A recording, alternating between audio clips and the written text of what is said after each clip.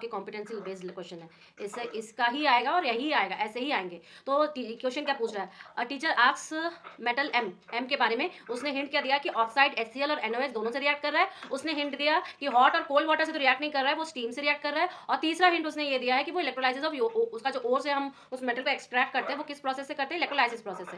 तो ये जरूरी है। तो मेरा जो ये इक्वेशन के सारे हिंट मिला के आंसर आया मेटल एम।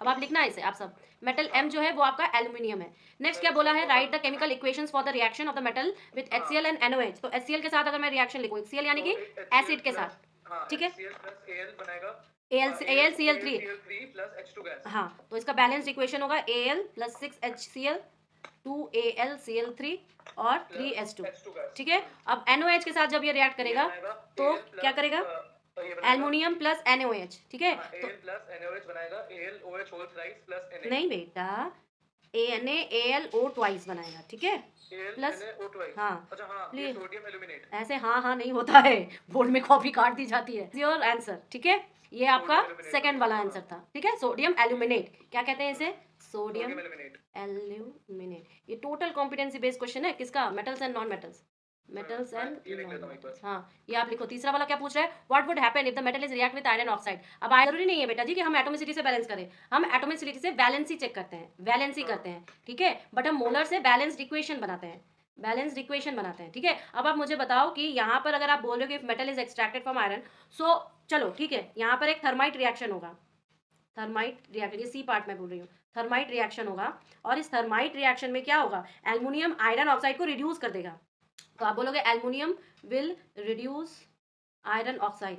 आयरन ऑक्साइड कैसे मिलेगा, अच्छे नंबर लिखता पढ़, पता है ये जो रिएक्शन मैंने आपको ये वाला बताया, ये बताया, सब बताया, सब बच्चे लिखेंगे तो उनको एक नॉर्मल मार्क्स दे दिया जाएगा, लेकिन जो सारी चीजें लिखेगा उसको फुल दिया जाएगा। यही अंतर होता है मेरिट बनाने में, ठीक है। So what would happen if metal is react with iron oxide, तो आप बोलोगे सबसे पहला लाइन कि aluminium will reduce iron oxide, दूसरा लाइन बोलोगे it is a thermite reaction, और रिएक्शन क्या बनेगा, फेरिक का बनेगा, ठीक है। मैं आपको कंफ्यूज कर रही थी और आप कंफ्यूज हो भी गए। यहाँ पे फेरिक ऑक्साइड होगा, क्या होगा, 2Al प्लस Fe2O3, ठीक, बनाएगा आपका एल्युमिनियम ऑक्साइड Al2O3, ठीक, प्लस 2Fe आएगा। अब मैं बताऊंगी ये Fe क्या करेगा, प्लस हीट।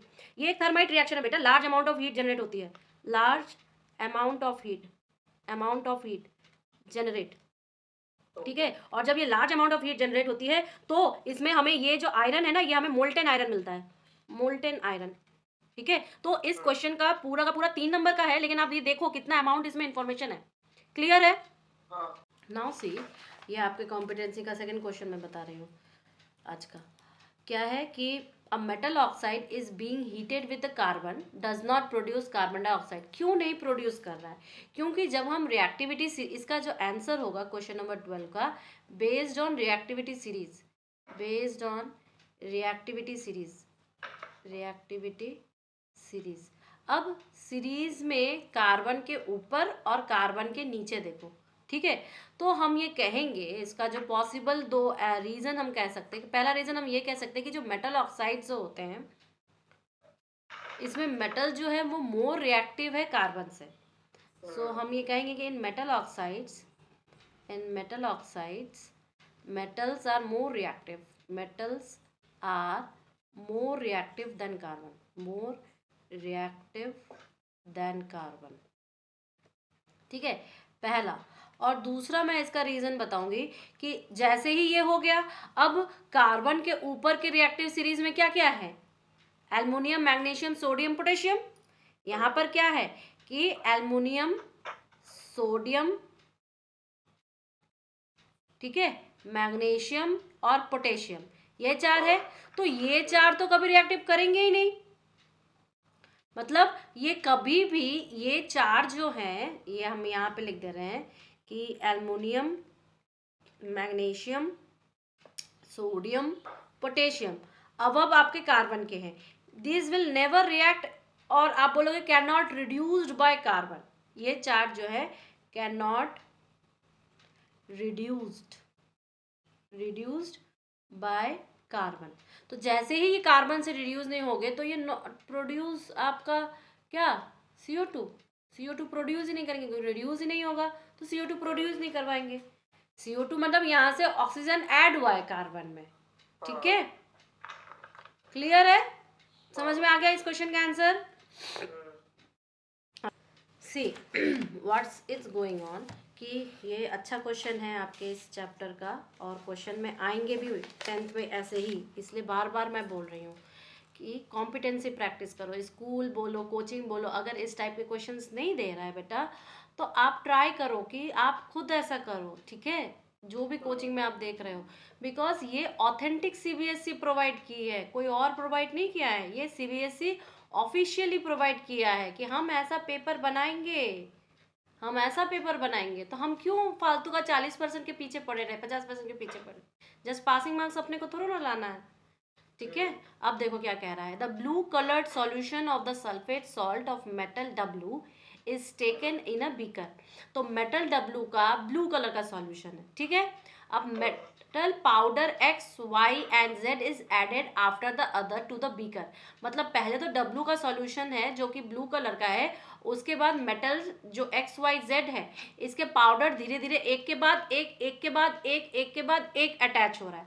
मतलब पहले हमारे पास ब्लू सॉल्यूशन था, तो जो होगा वो WSO4 होगा, ठीक है। अब वो एक बार X का पाउडर ऐड किया है, एक बार Y का पाउडर ऐड किया है, एक बार Z का पाउडर ऐड किया है, ठीक है।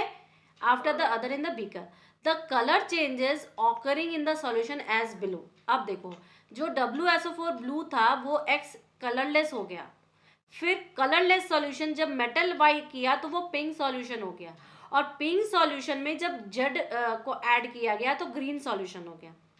क्लियर है। अब डब्लू जो सल्फेट सॉल्यूशन, कॉपर सल्फेट हम लोग देखते हैं कुछ इस टाइप का सॉल्यूशन का, तो अब तुम देखो जब मेटल एक्स ऐड किया गया तो डब्लू ने कलरलेस कर दिया। इसका मतलब क्या है कि मेटल एक्स जो है पहले स्टेप में, मेटल आप बोलोगे metal x more reactive than W. अब डब्लू से जब ज्यादा रिएक्टिव होगा, इसका मतलब क्या है, वो डिस्प्लेस करेगा W+, डिस्प्लेसेस W2+ को। क्लियर। तो हमें एक रिएक्टिविटी मिल गई कि X जो है W से ज्यादा है। नेक्स्ट देखिए, कलरलेस सॉल्यूशन पहले था, लेकिन Y डालने पर वो पिंक सॉल्यूशन हो गया, Y डालने पर पिंक सॉल्यूशन हो गया। अब ये पिंक सॉल्यूशन बेटा जी नॉर्मली जो होता है ये आपके मैग्नीज या कोबाल्ट 2+ के कारण होता है, ये मैं आपको हिंट दे रही हूँ। पिंक सॉल्यूशन टिपिकली आपके Mn2+ या CO2+ के कारण होता है, ठीक है। अब कलरलेस हो गया, इसका मतलब क्या कि Y जो है स्टेप 2 में आप बोलोगे Y more reactive than X। जब ये मोर रिएक्टिव देन X है, यानी कि डिस्प्लेसेस आपका X2+, डिस्प्लेसेस X2+। नेक्स्ट देखो, अब पहले तो पिंक सॉल्यूशन था, लेकिन Z डालने पर ये ग्रीन सॉल्यूशन हो गया। अच्छा, अब ये ग्रीन सॉल्यूशन नॉर्मली आप देखोगे कि टिपिकली आपको ये Fe2+ का मिलता है, या आप बोलोगे कि Ni2+ का, निकल या Fe2+, टिपिकली बोल रही है तो जरूरी नहीं है, ठीक है। अब जब ऐसा हुआ ग्रीन सॉल्यूशन में चेंज कर दिया बेटा, तो इसका मतलब थर्ड स्टेप में मैं ये लिख सकती हूँ ना कि Z is more reactive than Y, ठीक है। तो इसका मतलब क्या कि Y2+ को डिस्प्लेस कर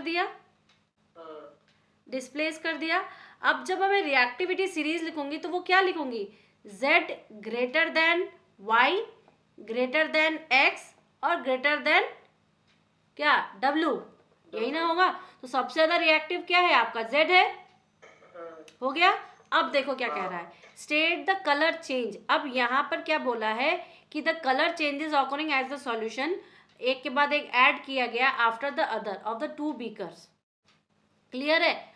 if any will occur if metal X is again. अब मेटल एक्स अगर फिर से ऐड किया जाए तो क्या वो कलर चेंज करेगा, नहीं करेगा भाई। कैसे कर देगा, Z तो सबसे ज्यादा है, तो नहीं करेगा। तो आप आंसर में क्या लिखोगे, आंसर पर नो कलर चेंज। और क्यों कलर चेंज नहीं होगा, क्योंकि Z सबसे रिएक्टिव है, more reactive, so it won't displaces. समझ गया। Clear? What's is going on कि ये अच्छा क्वेश्चन है आपके इस चैप्टर का, और क्वेश्चन में आएंगे भी 10th में ऐसे ही, इसलिए बार बार मैं बोल रही हूँ कि कॉम्पिटेंसी प्रैक्टिस करो, स्कूल बोलो, कोचिंग बोलो, अगर इस टाइप के क्वेश्चंस नहीं दे रहा है बेटा तो आप ट्राई करो कि आप खुद ऐसा करो, ठीक है, जो भी कोचिंग में आप देख रहे हो, बिकॉज ये ऑथेंटिक सीबीएसई प्रोवाइड की है, कोई और प्रोवाइड नहीं किया है, ये सीबीएसई ऑफिशियली प्रोवाइड किया है कि हम ऐसा पेपर बनाएंगे, हम ऐसा पेपर बनाएंगे, तो हम क्यों फालतू का 40% के पीछे पड़े रहे, 50% के पीछे पड़े, जस्ट पासिंग मार्क्स अपने को थोड़ा ना लाना है, ठीक है। अब देखो क्या कह रहा है, the blue coloured solution of the sulphate salt of metal W is taken in a beaker, तो मेटल W का ब्लू कलर का सॉल्यूशन है, ठीक है। अब metal powder X Y and Z is added after the other to the beaker, मतलब पहले तो W का सॉल्यूशन है जो कि ब्लू कलर का है, उसके बाद मेटल जो X Y Z है इसके पाउडर धीरे धीरे एक के बाद एक, एक के बाद एक, एक के बाद एक अटैच हो रहा है, मतलब पहले हमारे पास ब्लू सॉल्यूशन था तो जो होगा वो WSO4 होगा, ठीक है। अब वो एक बार X का पाउडर ऐड किया है, एक बार Y का पाउडर ऐड किया है, एक बार Z का पाउडर ऐड किया है, ठीक है। After the other in the beaker the colour changes occurring in the solution as below. अब देखो जो WSO4 ब्लू था वो X कलरलेस हो गया, फिर कलरलेस सॉल्यूशन जब मेटल Y किया तो वो पिंक सॉल्यूशन हो गया, और पिंक सॉल्यूशन में जब Z को ऐड किया गया तो ग्रीन सॉल्यूशन हो गया, क्लियर है। अब W जो सल्फेट सॉल्यूशन, कॉपर सल्फेट हम लोग देखते हैं कुछ इस टाइप का सॉल्यूशन का, तो अब तुम देखो जब मेटल X ऐड किया गया तो W ने कलरलेस कर दिया, इसका मतलब क्या है कि मेटल X जो है पहले स्टेप में मेटल, आप बोलोगे metal X more reactive than W।